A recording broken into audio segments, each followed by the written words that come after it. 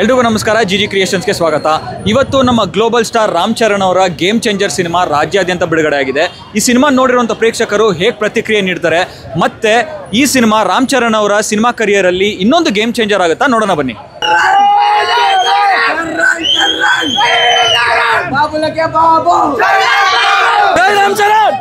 Super super second half super super ಆಗಿದೆ. ಒಳ್ಳೆ entertainment ಚೆನ್ನಾಗಿದೆ ಸರ್. ಸಾಗದಾಗಿದೆ sir movie. ಒಂದು ಒಳ್ಳೆ ಎಂಟರ್ಟೈನ್ಮೆಂಟ್, ಸ್ವಲ್ಪ ಲ್ಯಾಗ್ ಫೀಲ್ ಆಗುತ್ತೆ, ಬಟ್ ನೋಡ್ಬೋದು. ಹಿಟ್ ಅನ್ನು ಸೂಪರ್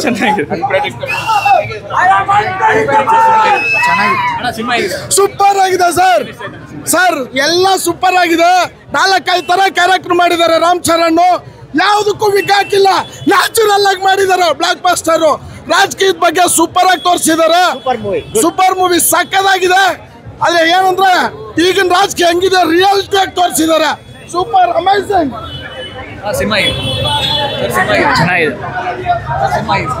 సూపర్ ಇದೆ అన్న, చాలా బాగుంది. తమ్మన్ మ్యూజిక్ అయితే అడ్డు కొట్టేశాడు.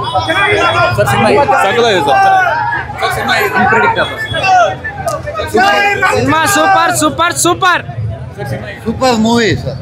Unpredictable sir. ಸೂಪರ್ ಸೂಪರ್ ಚೆನ್ನಾಗಿದೆ ಸರ್. ಸೂಪರ್ ಆಗಿದೆ, ಎಲ್ಲ ಚೆನ್ನಾಗಿದೆ. ಫಿಲಮ್ ಹೈಲೈಟ್ ಆಗಿದೆ. ಅಡಿಲಿ ವಿಕ್ಕಿದೆ ಲಿವರ್. ನಮ್ಮ ರಾಮ್ ಚರಣ್ ಸಿನಿಮಾಕ್ಕೆ ವರಂಗ ಎಲ್ಲರ ಫ್ಯಾನ್ಸ್ ಲವರ್. ನಾನಾ ಹೈರನ್ ಸಾಂಗ್ ಇಲ್ಲ, ಅಷ್ಟೊಂದು ಡಿಸಪಾಯಿಂಟ್ ಆಗಿರೋದು. ಅನ್ಪ್ರೆಡಿಕ್ಟಬಲ್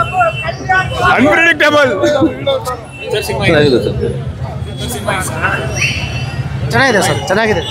ಸೂಪರ್ ಆಗಿದೆ, ತುಂಬ ಚೆನ್ನಾಗಿದೆ ಬ್ರೋ. ಸೂಪರ್ ಆಗಿದೆ. Blockbuster. Shankar's comeback. Super ಚೆನ್ನಾಗಿದೆ. ಅಷ್ಟೇ ಏನು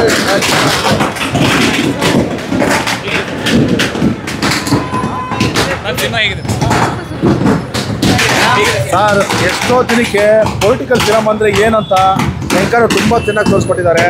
ಆದ್ರೆ 100% ವರ್ಕೌಟ್ ಆಗಿದೆ. ಯಾಕಂದ್ರೆ 91, 92 ಅಲ್ಲಿ ಮೆಗಾಸ್ಟಾರ್ ಚಿರಂಜೀವಿ ಅವರು ಇಡೀ ಇಂಡಿಯಾ ಕೊಟ್ಟರು. RRR ಇಂದ ಗ್ಲೋಬಲ್ ಸ್ಟಾರ್ ಅಂತ ರಾಮ್ ಚರಣ್ ಬಂದರು. ಆ ಗ್ಲೋಬಲ್ ಸ್ಟಾರ್ ಏನಂತ ಇಡೀ ವರ್ಲ್ಡ್ಗೆ ತೋರಿಸ್ಕೊಟ್ಟಿದ್ದಾರೆ. ಹಾಗಾಗಿ ಪ್ರತಿಯೊಬ್ಬ ಪೊಲಿಟಿಷಿಯನು, ಪ್ರತಿಯೊಬ್ಬ ಓಟ್ ಹಾಕೋರು ಫಿಲಮ್ ನೋಡ್ಬಿಟ್ಟು ಅರ್ಥ ಮಾಡ್ಕೋಬೇಕು ಸರ್. ತುಂಬ ಒಳ್ಳೆ ಮೆಸೇಜ್ ಇದೆ. ಮ್ಯೂಸಿಕ್ ಅಂತೂ ಮೈಂಡ್ ಬ್ಲೋಯಿಂಗು. ಸಾಂಗ್ಸ್ ಆಗಲಿ, dance, fight, action, dialogue, acting all 100 sir. Super ಆಗಿದೆ, ಸಕ್ಕತ್ತಾಗಿದೆ. ಫಿಲಮ್ ಇಷ್ಟ ಆಯಿತು. ಚೆನ್ನಾಗಿದೆ ಸರ್, ತುಂಬ ಚೆನ್ನಾಗಿದೆ. ಸೂಪರ್ ಆಗಿದೆ ಸರ್. ಫಿಲಮ್ ಮಾತ್ರ ಬ್ಲಾಕ್ ಬಸ್ಟರ್. ಸೂರ್ಯ ಕ್ಯಾರೆಕ್ಟರ್ ಮಾತ್ರ ಹಬ್ಬ ಸೂಪರ್ ಆಗಿದೆ.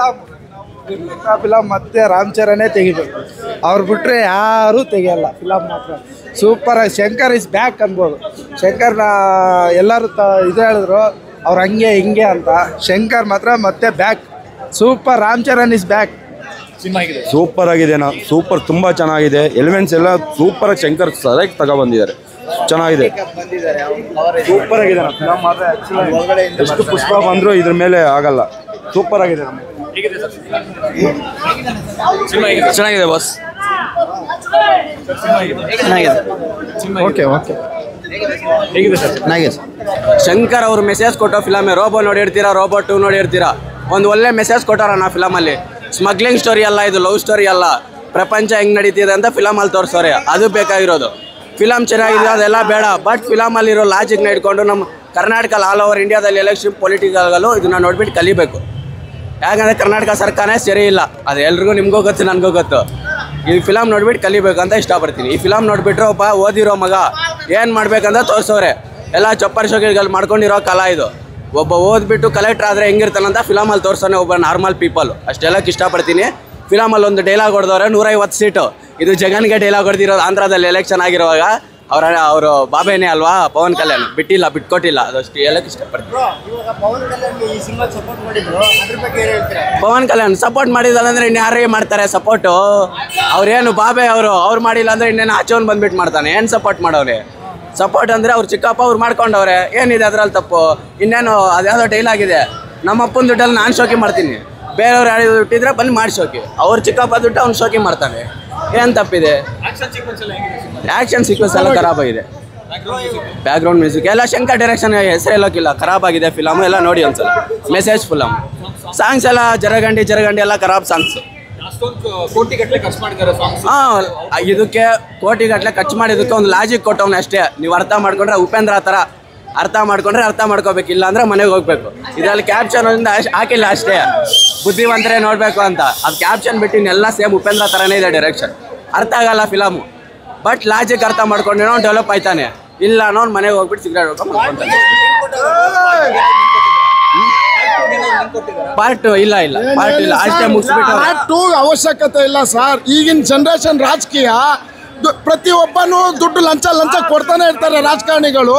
ದುಡ್ಡು ಕೊಡ್ದಿದ್ದಂಗೆ ರಾಜಕಾರಣ ಮಾಡ್ಬೇಕಂತ ಒಳ್ಳೆ ಮೆಸೇಜ್ ಕೊಟ್ಟಿದ್ದಾನೆ. ಬರೀ ಕರ್ನಾಟಕ ಅಂತಲ್ಲ, ಆಲ್ ಓವರ್ ಇಂಡಿಯಾ ದುಡ್ಡಿಲ್ದಂಗೆ ಮಾಡಬೇಕು, ಜನಗಳು ಓಟ್ ಹಾಕಬೇಕು, ಒಳ್ಳೆ ಕೆಲಸ ಮಾಡ್ಬೇಕಂತ ಚೆನ್ನಾಗಿ ಮಾಡಿದ್ದಾನೆ. ಆದರೆ ಇದೊಂದು ಸ್ವಲ್ಪ ಪರ್ಸ್ನಲಿ ಈ ಜಗನ್ ಸ್ಟೋರಿ ಎತ್ಕೊಂಡು ಮಾಡ್ದಂಗಿದೆ. ಆದರೆ ಮಾತ್ರ ಸೂಪರಾಗಿ ಮಾಡಿದ್ದಾರೆ ಅವರು. ರಾಮ್ ಚರಣ್ ಅವರು ಪವನ್ ಕಲ್ಯಾಣ್ ಅವರು ಕ್ಯಾರೆಕ್ಟರ್ ಥರ ಮಾಡಿದ್ದಾರೆ, ಎಕ್ಸಲೆಂಟು. ಎಲ್ಲ ರಿಯಲ್ ಲೊಕೇಶನಲ್ಲಿ ಮಾಡಿದ್ದಾರೆ, ಸುಮ್ಮನೆ ಸೆಟ್ಗಳು ಹಾಕಿಲ್ಲ, ಹಾಡುಗಳದ್ದು ಬಿಟ್ಟು ರಿಯಲ್ ಲೊಕೇಶನ್ನು ರಿಯಲ್ ಜನಗಳ ಮಧ್ಯೆ ಮಾಡಿದ್ದಾರೆ. ಅದು ತುಂಬ ಪ್ಲಸ್ ಪಾಯಿಂಟು. ಇವಾಗ ಒಂದು ರಾಜಕೀಯ ಸನ್ನಿವೇಶಗಳಾಗ್ಬಿಟ್ಟು ಸುಮ್ಮನೆ ಕೋಟಿ ಸುಟ್ಟು ಸೆಟ್ ಹಾಕಿಲ್ಲ, ಕೋಟಿ ಖರ್ಚು ಮಾಡಿ ರಿಯಲ್ ಲೊಕೇಶನಲ್ಲಿ ಮಡಗಿದ್ದಾರೆ. ಸೂಪರ್ ಆಗಿದೆ. ಯಾಕಂದರೆ ರಿಯಲ್ ಲೊಕೇಶನ್ ಮಡಗಿದ್ರೆ ನ್ಯಾಚುರಲ್ ಆಗಿ ಬರುತ್ತೆ. ಅದರಿಂದ ನ್ಯಾಚುರಲ್ ಆಗಿ ಸೂಪರ್ ಆಗಿದೆ ಮೂವಿ. ಎಕ್ಸಲೆಂಟು, ತುಂಬ ಚೆನ್ನಾಗಿದೆ. ಎಲ್ಲರೂ ಬಂದು ನೋಡಿ. ಈಗಿನ ರಾಜಕಾರಣಿ ಹೆಂಗಂತ ಗೊತ್ತಾಗೋದಕ್ಕೆ ಪ್ರತಿಯೊಬ್ಬರು ಬಂದು ನೋಡಬೇಕು. ಸುಮ್ಮನೆ ಓಟಿಗೆ ದುಡ್ಡಿಸ್ಕೊಳ್ಳೋದು, ಮನೇಲಿ ಕುತ್ಕೊಳ್ಳೋದು, ಓಟ್ ಹಾಕ್ದಿರೋ ಥರ ಅಂತಲ್ಲ. ಈ ಫಿಲಿಮ್ ಬಂದು ನೋಡಿ.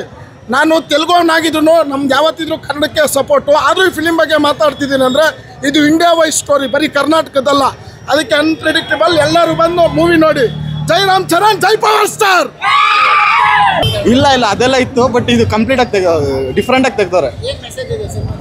ಸೊ ಪೊಲಿಟಿಕ್ಸ್ ಬಗ್ಗೆ ಬ್ರದರ್, ಸೊ ಲಾಸ್ಟ್ ಒಂದು 2 ಮಿನಿಟ್ಸ್ ಪೊಲಿಟಿಕ್ಸ್ ಅನ್ನು ಕುಣಿಸ್ಬಿಟ್ಟು ನೋಡ್ಬೇಕಷ್ಟೇ.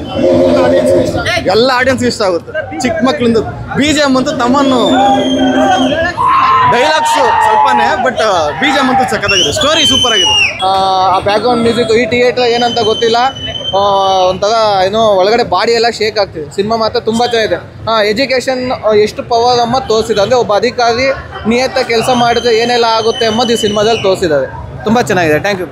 ಬಟ್ ಅವರ ಆ್ಯಕ್ಟಿಂಗು, ಅವರು ಡ್ಯಾನ್ಸು ಮತ್ತು ಅವರು ಮಾಡಿರೋ ಒಂದು ಸ್ಟೈಲು ತುಂಬ ಚೆನ್ನಾಗಿದೆ. ಬಟ್ ಫ್ಯಾಮಿಲಿ ಸ್ಟೋರಿ ತುಂಬ ಅದ್ಭುತವಾಗಿದೆ, ಏನು ತೊಂದರೆ ಇಲ್ಲ. ಬಟ್ ಅವರೇಜ್ ಬರುತ್ತೆ ಫಿಲಮ್, ಏನು ತೊಂದರೆ ಅಂತೂ ಏನಿಲ್ಲ, ಭಾಳ ಚೆನ್ನಾಗಿದೆ. ಬಟ್ ಅಂದರೆ ಫಸ್ಟ್ ಟೈಮ್ ನೋಡಿದಾಗ ಎಲ್ಲರಿಗೂ ಒಂದು ಸ್ಟೋರಿ ಬೇಕಾಗಿತ್ತು, ಒಂದು ಫೈಟ್ಸು ಬೇಕಾಗುತ್ತೆ. ಬರ್ತಾ 2 ಸತಿ ನೋಡಿದ್ಮೇಲೆ ಆ ಫಿಲಮ್ ಏನಂತ ಅರ್ಥ ಆಗುತ್ತೆ. ಕೆಲವರು ಜನ ಈ ಫಿಲಮ್ ನೋಡಿಬಿಟ್ಟು ಅರ್ಥ ಆಗಿಲ್ಲ ಅಂತ ಹೇಳ್ತಾರೆ. ಬಟ್ ತುಂಬ ಚೆನ್ನಾಗಿದೆ, ತುಂಬ ಕ್ಲೀನಾಗಿ ನೋಡಬೇಕದು. ಫಸ್ಟ್ ಟೈಮ್ ಎಲ್ಲ ಕಿರ್ಚಾಗಿ ಏನೂ ಗೊತ್ತಾಗಿಲ್ಲ. 2 ಸತಿ ಮೂವಿ ನೋಡಿದ ಮೇಲೆ ಅದ್ರ ಬಗ್ಗೆ ಏನಂತ ಗೊತ್ತಾಗಿದೆ. ಬಟ್ ತುಂಬ ಚೆನ್ನಾಗಿದೆ. Thank you.